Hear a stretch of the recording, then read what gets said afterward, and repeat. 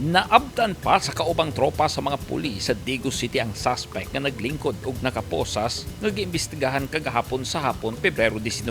Giila sa mga pulis ang dinakpan nga si Camilo Crispino Ilingan, 40 anyos, driver o residente sa Purok Bangos, Barangay Dawis, Dagu City. Subay sa report sa kapulisan, nagpahigayon og joint drug buy bust operation ang mga pulis sa Dagu City nga panguluhan ni Police Captain Diosdado Niones II, PDEO Davao del Sur, PDEA 11 Intel Unit sa Davao del Sur PPO ug Intel personnel sa First Company DSPMFC sa naisgutang lugar ug napalitan nila ang suspect ug usa ka sachet nga naisulod sa gituohang shabu. Dinhina nila kini gidakop, laing napulo pa ka mga sachets nga naisulod sa gituohang shabu ang nasignit sa mga operatiba nga tanan-tanan mobalor sa 82,500 pesos. Apil sa nabawi sa mga pulis ang marked money nga 1,000 pesos, coin purse ug PhilHealth card.